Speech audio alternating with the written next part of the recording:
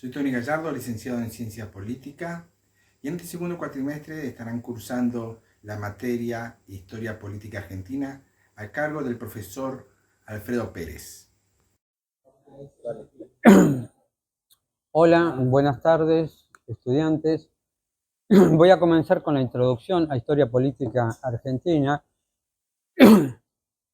y voy a hacer...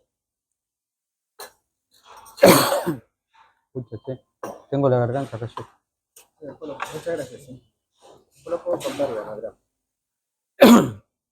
Bueno, en ese sentido, hay muchos que no han hecho historia latinoamericana, por ahí tienen entregado los prácticos o algún práctico, pero tienen que completarla.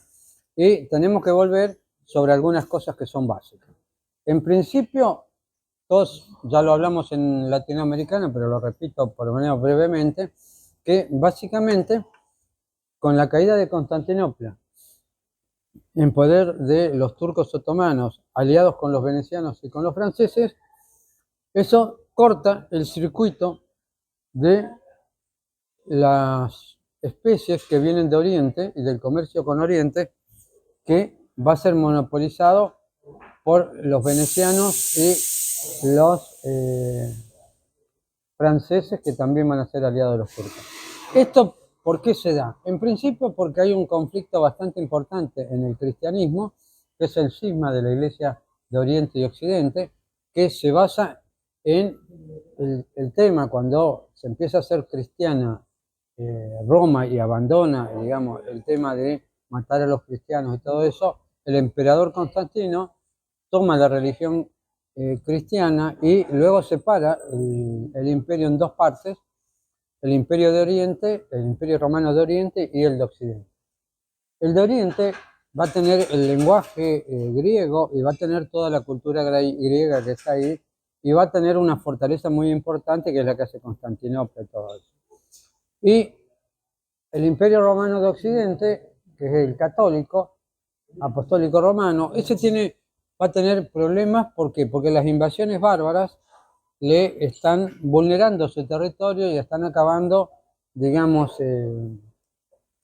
el tema de que los senadores le han sacado la tierra a los campesinos a partir de la conquista de Egipto, que les permite regalarles el pan y tener el circo romano donde se entretenían. Entonces, de ahí viene el famoso tema, que en ciencias políticas es importante, que es pan y circo. Si vos tenés comida y entretenimiento, la gente se queda tranquilita y no te molesta. Entonces, en ese sentido, se pierde la base de lo que fue Roma, que era el campesino soldado. Roma votaba por curia, cada curia era una tribu romana. Una tribu, acuérdense que cuando nosotros estamos viendo esta estructura política, no hablamos de clase alta, clase media y clase baja. Acá hablamos de ciudadanos y de no ciudadanos, y básicamente los ciudadanos de la curia votan con la espada en alto. ¿Qué significa eso? Que son gente armada y que compromete su vida y su fuerza a defender los conceptos de su propia sociedad. Entonces las tribus se ponen de acuerdo y los senadores son los patriarcas de cada tribu, que manejan los recursos económicos, sociales, políticos, y que durante 800 o 1000 años van a ir avanzando desde ser una pequeña ciudad a convertirse en el imperio romano de Occidente, que hoy vive de muchas maneras, porque, digamos, cuando se hace cristiano, no se hace solamente cristiano como era Jesucristo, que, digamos, se manejaba con los 10 mandamientos y que decía que todos los hombres eran hijos de Dios y por lo tanto que eran hermanos, que eran iguales y que tenían que tener igualdad de oportunidades y ayudarse los unos a los otros. Este concepto cristiano es revolucionario porque rompe una de las cosas que se había creado cuando el hombre se empieza a hacer sedentario. Al poco tiempo se hace sedentario, surgen, digamos, ciudades-estados que eran de una sola nación, de una sola tribu, donde la gente eran todos, digamos, de un antepasado común. Y ahí, digamos, los primogénitos, el jefe de ese sector, era una especie de rey sacerdote que manejaba la ideología y el poder político. pero los manejaba en beneficio de su propia familia. Entonces nosotros volvemos, no solamente que la familia es la célula básica de la sociedad desde lo social, sino que también políticamente hablando también tiene que ver así. Y vamos a ver que muchas veces cuando hay un imperio que gana y todo eso, digamos, va a haber muchas familias que han sido de los pueblos vencidos que pasan a algo así como la clandestinidad. En ese sentido estamos hablando de la mafia siciliana, estamos hablando de la mafia calabresa, estamos hablando de los ton chinos o del yakuza japonés. O, si lo queremos poner en términos más románticos, más bonitos, más cercanos a los que tienen el monopolio del cine y la televisión, que son los anglosajones, vamos a tener a Robin Hood, por ejemplo. ¿Por qué? Porque Robin Hood pelea contra el rey que se cree dueño de vidas y haciendas y que limitan la posibilidad de que los campesinos se alimenten. ¿Por qué? Porque les sacan mucha comida y además no los dejan cazar. O sea que al no poder cazar, vos no podías cazar ciervo ni ninguna cosa rica y grande como para hacerlo. Lo único que podías cazar era conejo. Eso tiene una connotación. En principio de alimentación y después una connotación política y militar. ¿Cuál es la dificultad de que no dejes a un pueblo comer carne? Te pregunto, ¿me contestarías? No sabes. Bueno, el tema, chicos, es que los que comen carne, habitualmente son los depredadores, mamíferos depredadores, o si ustedes quieren reptiles, aves, o lo que sea, que esos se alimentan más fuerte y tienen, digamos, mayor ferocidad y que matan para comer. Entonces, los que comen pastitos están tranquilos, son fuertes, por ahí son inteligentes, son ligeros, pero no tienen ni la habilidad ni la vocación de matar.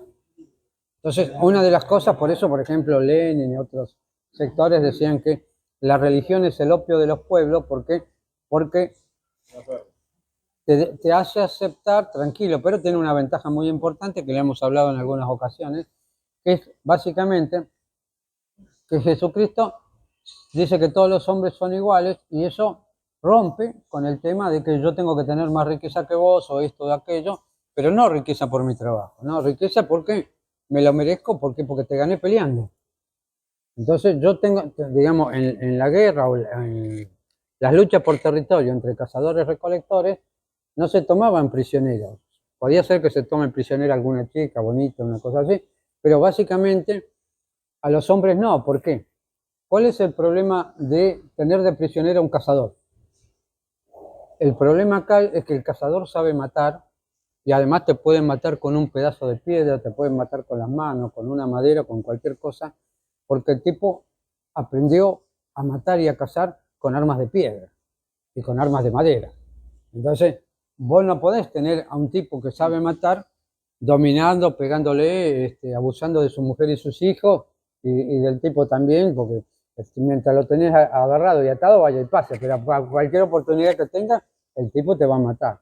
Entonces, en ese sentido, ellos, digamos, cuando el hombre se hace sedentario, la pelea entre los diferentes pueblos muchas veces puede terminar con la derrota del príncipe o los reyes de un lugar y sus guerreros, o una derrota importante, y luego la rendición y el hecho de aceptar la superioridad del otro, y por eso viene la palabra provincia. ¿Qué significa provincia en latín? ¿Alguna idea? Provencere, antes vencido. Entonces, cuando nosotros, en vez de llamarnos Estado del Chubut, nos llamamos provincia del Chubut, ¿qué nos están diciendo? Que antes nos han vencido. Entonces, las normas y el dueño de lo que nosotros tenemos es otro. Y en ese sentido, esos otros van a tener cuestiones diferentes que las vienen desde la época antigua también, donde los nobles tenían privilegios en el sentido de que eran jefes guerreros que tenían el poder militar, el poder político y, digamos, la mayoría de los bienes a su disposición. Eso, básicamente, se va a hacer muy fuerte con los pueblos vencidos. Cuando Roma domina más o menos todo el mundo antiguo, el Mediterráneo, ellos tienen esa connotación y son muy ricos y muy poderosos porque obviamente, a todos los pueblos que derrotan le sacan los conocimientos, le sacan la riqueza, le sacan su trabajo, disminuyen, digamos, los hacen esclavos para que trabajen para ellos. Entonces, eso es una cuestión muy complicada y además ellos toman a la gente que tiene conocimientos, le sacan los conocimientos y hace que lo aprenda su propia gente. Entonces, no es solamente apropiarse del territorio y de la riqueza para salir de pachanga y estar en un momento que vos específicamente decís que hay una pandemia, una cosa muy importante y todo el mundo tiene que estar aislado y no tiene que juntarse con otro, vos haces un cumpleaños fastuoso en tu casa porque sos el jefe. Y con la estupidez de que se entera toda la muchachada y vos quedás muy mal. Ese concepto de que el poder es para gozarlo y disfrutarlo, digamos, lo tienen algunos sectores que obviamente no están trabajando por el bien de su pueblo y por el avance de su sociedad. Digamos, están haciéndolo para satisfacer sus deseos. O sea, yo soy presidente, me caso con una chica 30 años más joven, tengo un bebé nuevo, festejo mi cumpleaños, mientras todos los demás están encerrados en la casa. Entonces, esas cosas se hacen solamente, ¿por qué? Porque, digamos, hay toda una predisposición a que el que tiene el poder lo usa en beneficio propio. Y no tiene la austeridad suficiente como para pensar que, bueno, yo podría ir en un BMW como docente a la universidad. Lamentablemente no tengo la plata para comprarlo, pero fuera de eso, específicamente, no es lo mismo que yo vaya en esas condiciones a que yo vaya, más que nada en este momento que sabemos que hay contaminación ambiental y todo ese tipo de cosas, que cada uno ande en un auto significa que estamos aumentando la contaminación y encima el gasto en petróleo y todo esto. No es lo mismo eso que ir en un 1114 pagando con la SUBE. ¿Se entiende eso? Entonces, hay diferentes cuestiones en el sentido cómo se concibe el poder. Por ejemplo, Mao Zedong andaba con el pijama y el coso de soldado desde la Revolución China del 911 hasta que echaron a el sector aliado de los occidentales y a los japoneses de China.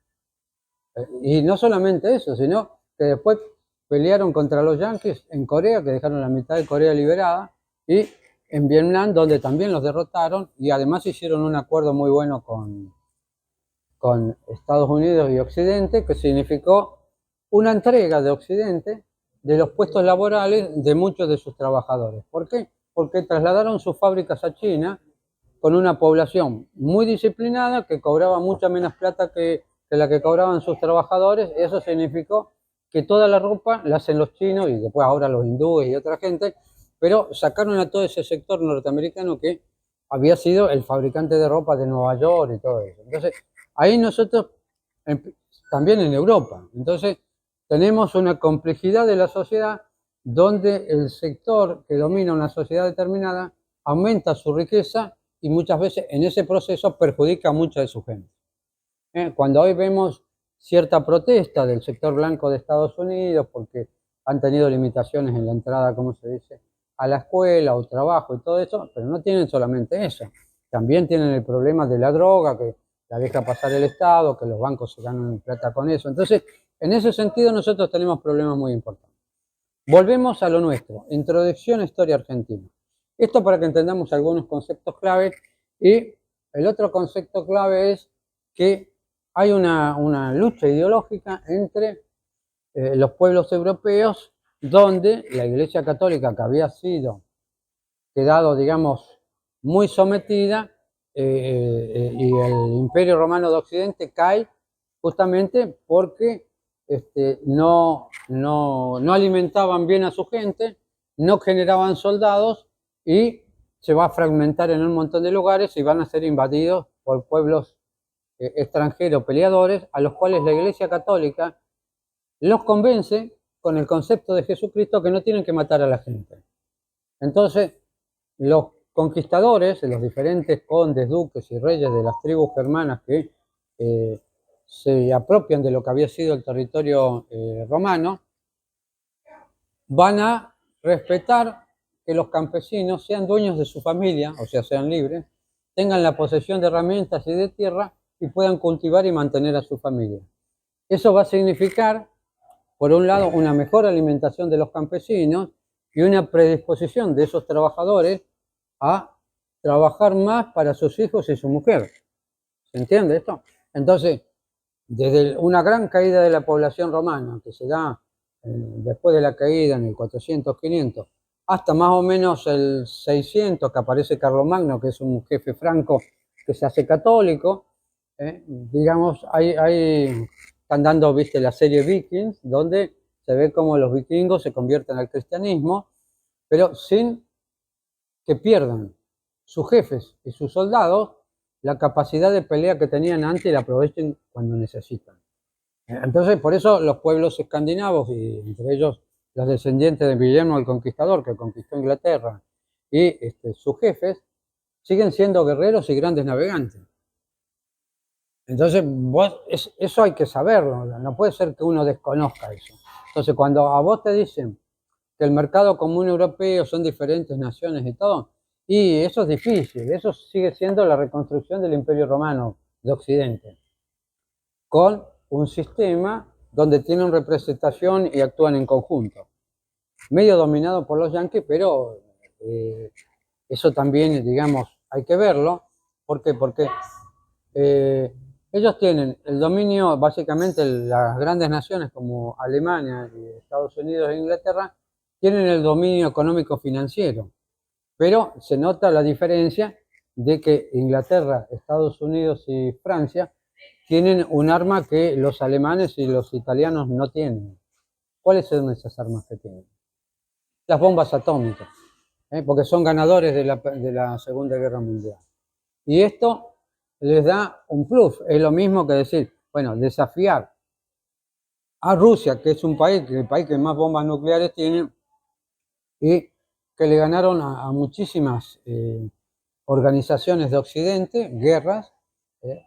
¿Por qué? Porque hay que ver que los rusos son de la religión cristiana ortodoxa griega. Y eso significa que son los que se quedaron con el conocimiento que tenía Bizancio y que produce el Renacimiento europeo. Entonces son conocimientos científicos, conocimientos filosóficos y un montón de cosas más que los hace dignos de tenerlos en cuenta. No es por nada que los rusos son los que vencen a los tártaros y luego conquistan todo lo que había sido el imperio de Gengis Khan hasta llegar al Pacífico. Entonces, pero además no lo hacen así nomás, sino que lo hacen educando a su gente, como se educa a su gente con estos chicos, ¿cómo se llama? Con el conocimiento que tiene la Iglesia Ortodoxa. Entonces, ellos no están alejados del avance científico y tecnológico. De hecho, mientras los yanquis hacen el tren del Atlántico hasta el Pacífico y de los dos lados para unir todo el país, evitando dar la vuelta por Tierra del Fuego y pasar por Punta Arenas y todas estas cosas, abaratando mucho los costos, los rusos hacen el tren transiberiano que llega hasta el Pacífico. Entonces ellos tienen una línea de abastecimiento y de movilidad de tropas amplísima, que es lo que les permitió en su momento sobrevivir a la Primera Guerra Mundial y ganar la Revolución Rusa, y con la Revolución Rusa educar a toda su población. Y no solamente a la de ellos, sino a la de todos esos pueblos tártaros que estaban de ahí a China, y permitir la liberación de China y que China también se desarrolle y tenga armas nucleares igual que Corea. Fíjate la diferencia, que los rusos le sostienen que tengan armas nucleares los coreanos y los chinos, y a nosotros nos pararon el plan nuclear y nos pararon el plan de desarrollo industrial y muchas cosas más. A pesar de eso, no logran frenar que nuestra gente, haya mucha que sea educada y tiene una posibilidad de avanzar en los nuevos conocimientos, como son informáticos, esto y aquello. Si bien no es toda la población, nosotros vemos que los chicos manejan todos los celulares, las computadoras, todo ese tipo de cosas, y van aprendiendo cosas, y además otra cosa que es muy importante, están bien alimentados, y uno lo ve eso en su fortaleza, en su capacidad de jugar, cuando van con las madres en la calle jugando y saltando, y van, viste, a ver quién corre más, quién es más fuerte, y todas esas cosas. Entonces tenemos un biotipo muy desarrollado y en el caso de la ciudad nuestra, por lo menos, con pocos enfrentamientos entre nosotros. Esto lo dejamos ahí y volvemos. Reino de Indias habría que tenerlo en cuenta, pero la historia nuestra nos la plantean que comienza más o menos en 1800 con las reformas borbónicas, pero esa no es nuestra historia, esa es la historia de la colonia. ¿Por qué? Porque los borbones habían sido enemigos de España durante 300 años, igual que los ingleses, y ellos en la organización que hacen nos ponen 2 o 3 trampas importantes en el Tratado de Utrecht, dejan que la sucesión española la tenga un Borbón, que es nieto de los reyes de España, pero es nieto y educado por Luis XIV, el rey Borbón. Entonces, y en ese sentido nosotros ahí tenemos que ver otra cosa más. El rey Borbón... Ahí estamos. Bueno, estábamos específicamente con que los Borbones toman el gobierno de España y nosotros vamos a tener acá que Luis XIV logra un gran desarrollo de Francia porque tiene un par de ministros muy importantes. Hay uno que hace un canal entre lo que es el Mediterráneo y el Atlántico, y ese canal sirve para generar mucha riqueza, distribuirla y tener un comercio muy importante que enriquece a Francia y la convierte en la nación más poderosa de Europa, que tiene más o menos 25 millones de habitantes. Contrapónganle 5 que tenía España y no sé cuántos Inglaterra, pero Inglaterra también es muy fuerte y ellos logran hacer alianzas importantes con los escoceses y también con los galeses. Entonces tienen 2 tribus celtas importantes que se van a mantener independientes y van a mantener un tiempo muy importante. ¿A qué vienen estos chicos? Que los ingleses, al hacer el Tratado de Utrecht, ya parten con una ventaja previa que viene de la República de Cromwell. La República de Cromwell en Inglaterra hace las actas de navegación, que es un intento de Cromwell de desarrollar fuertemente el comercio, por lo cual las actas de navegación dicen que a Inglaterra solo podrán venir mercaderías en barcos ingleses o de los países de origen del producto. Por lo tanto, de las colonias españolas no podían ir allá porque no tenían barcos de origen, pero digamos el comercio español del Reino de Indias estaba orientado a China y a Asia, porque desde Acapulco y desde la parte del Pacífico salían los barcos españoles que llevaban plata y compraban porcelana, seda y un montón de cosas interesantes que además en este sentido habría que ver en Discovery Channel o en History Channel los imperios de la plata, que muestran cómo se monetiza toda la actividad de China, que le permite organizar mucho mejor el imperio y todas esas cosas, y lo hace muy fuerte. Ahora, en este sentido, digamos, sectores descendientes de Guillermo el Conquistador, el que había dominado Inglaterra, de los normandos, que tienen vikingos, que son, digamos, los pueblos que están en Suecia, Noruega, Finlandia, Dinamarca, ¿qué otro se me pasa? Bueno, una parte de Francia, porque digamos los reyes de Francia también están relacionados con los normandos, y los reyes de Inglaterra, por un lado, y por otro lado, los fundadores de Moscú y de Kiev.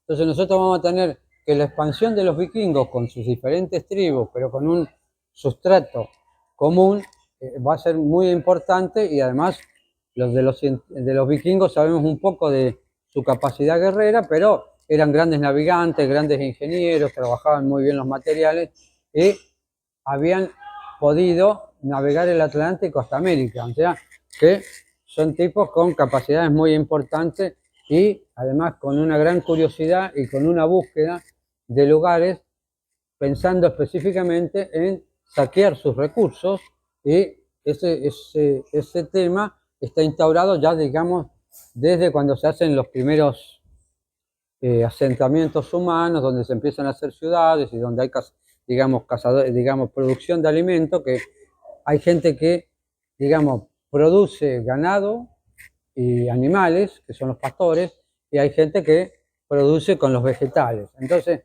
esto les da una capacidad muy importante. Y cuando los pueblos estos dominan el caballo, también tienen una gran capacidad. Entonces, vamos a tener una lucha entre los pueblos de caballo que van a dominar el continente euroasiático, como la gente de Gengis Khan y luego los rusos y algunos otros pueblos de caballería. Y por otro lado vamos a tener los pueblos de navegantes que a partir del dominio del Atlántico avanzan por todos lados. ¿Cómo comienza el dominio del Atlántico de los europeos de la zona atlántica? Empieza con el rey de Portugal que abre una escuela para navegantes aprovechando la información que han recuperado desde la caída de Constantinopla con el Renacimiento europeo. Pero el rey de Portugal tiene otras características. El rey de Portugal había sido aliado de los ingleses, de Ricardo el Corazón de León, cuando este va a las cruzadas, lo convence el conde de Portugal de que en las cruzadas hay que tomar Lisboa, que está en manos de los musulmanes, y van y con la ayuda de los ingleses toma Lisboa, y él ahí se designa rey de Portugal. ¿Y qué dice él? Que se le apareció Jesús antes de la batalla y le dijo que él iba a triunfar en la batalla y iba a ser rey de Portugal. O sea que es el único soberano cristiano que tiene teléfono directo con Jesús y con Dios. Entonces, él no obedece al Papa. Trabaja con el Papa y todo eso, pero además en las últimas relaciones históricas que hay, digamos que los templarios que habían sido destruidos en Francia se vuelcan específicamente a Portugal y tienen conocimientos antiguos de los templarios, conocimientos de navegación que les van a permitir justamente a los portugueses buscar el camino de, ¿cómo se dice?, de Oriente por las especies y la seda, que lo van a hacer bordeando África. En este momento sale este tipo genovés, Cristóbal Colón, que estaban buscando salir del bloqueo que le habían hecho los venecianos y los franceses y los turcos al comercio con Oriente, y se manda por este lado. Primero le ofrece sus servicios al rey de Portugal, pero este no lo necesitaba. Luego lo contactan con la reina Isabel de Castilla, que le manda 3 barquitos y un par de marineros, y estos tipos llegan a este lugar, descubren un continente nuevo y acaba a surgir todo el tema de cómo se va a tratar esto, y además a partir de esto se va a hacer un poco más de cisma religioso. ¿Por qué? Porque el Papa que estaba en ese momento, que era Alejandro Borgia, era de origen aragonés, o sea, de Barcelona, de esa zona, y este Papa va a mediar entre España y Portugal, porque ya sabiendo que había llegado acá España, Portugal también pide una parte, y primero hacen una división entre el mundo, en el cual quedaba África de un lado y América del otro, y los españoles quedaban con América. Entonces, en ese sentido, los portugueses hacen un arreglo para que pase 70 millas más o una cosa así, no me acuerdo bien la cantidad, y al correrse la línea esa, van a llegar los portugueses a poder ocupar un lugar de Brasil. Esto se convierte en una cosa tranquila, porque digamos, no entran en guerra y tienen mucho para expandirse, pero también acá es donde tenemos alguna discusión sobre si se va a utilizar de esclavos a los indios y todo eso, que había habido un abuso muy grande en las primeras islas que ocuparon los españoles. Entonces, en ese sentido, como hay algunos sacerdotes que critican esa cosa, la reina Isabel de Castilla va a decir que son seres humanos y merecen ser evangelizados.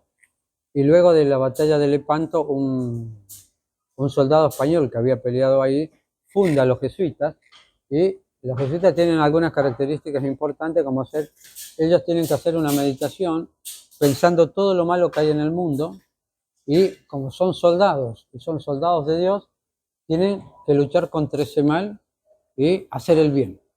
Entonces, Esta organización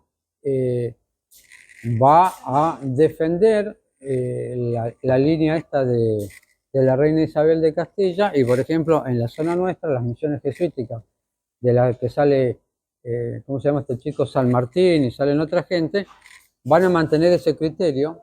Y como también la reina Isabel había dejado que todos los jefes indígenas siguieran en el cargo y todo eso, con apoyo de la iglesia y todo eso, tenía una estructura social firme, que es la que les permite, por ejemplo, hay intentos, digamos, cuando Cortés conquista a Tenochtitlán, lo hace con el apoyo de los toltecas, que es la tribu de Malinche, que le había regalado equivocadamente el amigo Moctezuma, le regaló una chica como ojo de agua, que era una capa total diplomática y enemiga a muerte de los aztecas, lo cual le sirvió mucho a Cortés para vencerlos. Y en ese sentido, estos pueblos que participaron ahí se liberaron de los aztecas y se pusieron bajo la protección de la corona española y de la iglesia.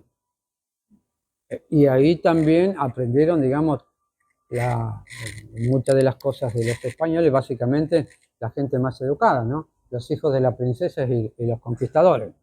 ¿Se entiende esto? Aún así, nosotros vemos en las peleas de los carteles ahora, tenemos que ver que esta guerra, digamos, Francia va a estar constantemente en guerra con España, Inglaterra también, y además Turquía en el Mediterráneo. De hecho, los Habsburgos frenan el avance de los turcos musulmanes en Viena, por un lado, donde están haciendo un agujero abajo de las murallas, que se llama minar la muralla para entrar a cosas, y justo como estaban los panaderos trabajando a las 3 de la mañana, escuchan el ruido de los que vienen esto, avisan a la guardia y revientan a los musulmanes que venían minando la fortaleza y salvan a Viena. Esa es una, pero además la armada española y genovesa, al mando del duque de Alba, vence a la flota otomana en el Mediterráneo y asegura también por lo menos una tranquilidad en el Mediterráneo. Esto es importante porque vamos a ver los movimientos geopolíticos y las alianzas. Hasta el día de hoy, los franceses son aliados de los turcos. Por un lado en la OTAN, fueron aliados en la guerra de Crimea con ingleses, franceses y turcos contra el imperio ruso y fueron derrotados en la famosa carga de la caballería ligera, que los nobles ingleses a caballo atacan muy, muy contentos y felices a unas baterías de artillería rusa que estaban arriba de una montaña en un cañadón como los que tenemos nosotros en Patagonia, que son destrozados. Entonces, en este sentido, también vemos cierta estupidez que tienen algunos nobles cuando van al combate por el sentido del honor, que no hacen un ataque correcto. Bueno, esto por un lado. Por el otro lado,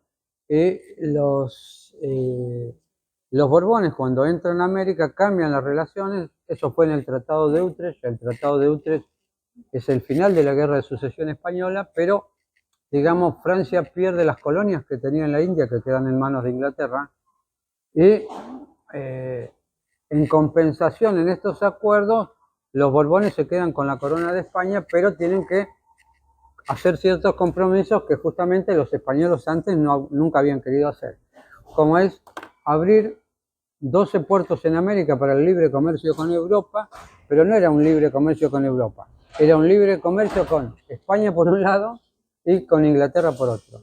Y Inglaterra, el país del libre comercio y todas estas cosas bonitas que dicen ellos, que hay que colaborar y todo eso, lo que tiene es el monopolio de la venta de esclavos negros en América española. Y, digamos, esto deja de ser el reino de Indias y se pierden los derechos de toda la gente. ¿Por qué? Porque los Borbones van a mandar un ejército de peninsulares y funcionarios, ¿cómo se dice? Peninsulares, que reemplazan a los criollos y a la gente que estaba en el Consejo de India. Y cambian varias de las instituciones, pero lo que más cambia es la administración, la gente que está a cargo. Entonces, esta gente que está a cargo viene y le cobra más impuestos a los indígenas, aprieta más a los esclavos y, ¿cómo se dice? Y la aparición de los esclavos cambia el contenido social de Hispanoamérica o del Reino de Indias. ¿Por qué? Porque mete un elemento que antes no había, que era esclavos. Está bien que estaba la encomienda y la mita, que eran formas de trabajo forzadas muy fuertes, pero digamos, estaban atenuadas en el tema de que había sectores de la iglesia, sectores de la corona, que no querían ese abuso. Entonces, en este concepto, esto es importante porque eso produce la rebelión de Tupac Amaru. Y en este sentido, nosotros tenemos que leer, y posiblemente vos le podrás mandar una copia del himno largo, que el himno largo pasa todos los agravios que tienen gente que lucha por la independencia y la libertad, que es una parte que dice: no lo veis sobre México y Quito arrojarse con saña feroz, no lo ves como lloran, bañados en sangre, Potosí, Cochabamba y La Paz. Entonces, en este sentido, el himno nuestro tiene unas cosas complicadísimas, ¿viste? Comienza con, ¿cómo se dice? Oíd mortales el grito sagrado, libertad, libertad, libertad. Coronado de gloria vivamos, o juremos con gloria morir. Sean eternos los laureles que supimos conseguir. Fíjense que una de las cosas que por ahí no nos fijamos mucho es que ese himno y esos actos escolares, si bien muchas de las historias no son contadas, nosotros nos educamos desde el jardín de infante con esas cosas y nos visten de negrito, nos visten de gaucho, nos visten de pueblo originario y además de todo eso nos visten de soldadito. Y nosotros salimos con eso y juramos la bandera y todas esas cosas y resulta que no la creemos. Entonces cada vez que hay batalla contra los ingleses, alguno de esos, nosotros como estudiamos la invasión inglesa le ganamos, los paramos en la vuelta obligado y un montón de cosas, todavía cada vez que aparece una cosa así, la gente nuestra pelea. O sea, ahora queda bastante bien porque sabemos que cuando ganamos el título de campeón del mundo del fútbol y nuestros jugadores se pasaron, jugaron bien, bonito, con fuerza, con garra, con solidaridad, jugaron en equipo, nadie traicionó a nadie. Con todas esas cosas, salieron naciones enteras en el mundo con la bandera argentina festejando con nosotros contra los imperialistas del norte, tramposos del diablo. Fíjense ustedes que la visión que tenían en Bangladesh, en India, en África, en Asia, era que los europeos son imperialistas y embromados. Le hicieron una guerra para venderle droga a China. Entonces, estas cosas las tenemos que tener en cuenta. Vamos a mirar todo lo que nos dicen acá, pero tenemos que darnos cuenta que algo se nos escapa, que es los peninsulares estos que vinieron en la etapa de las reformas borbónicas tenían muchos privilegios, mucha autoridad y, digamos, un menosprecio y la intención de tener bajo su control a los pueblos originarios, a los negros, a los criollos y a todas esas cosas. ¿Se entiende esto? Bueno, eso lo vamos a seguir viendo, chicos. Por hoy terminamos porque me está apurando el camarógrafo. Chau, chau.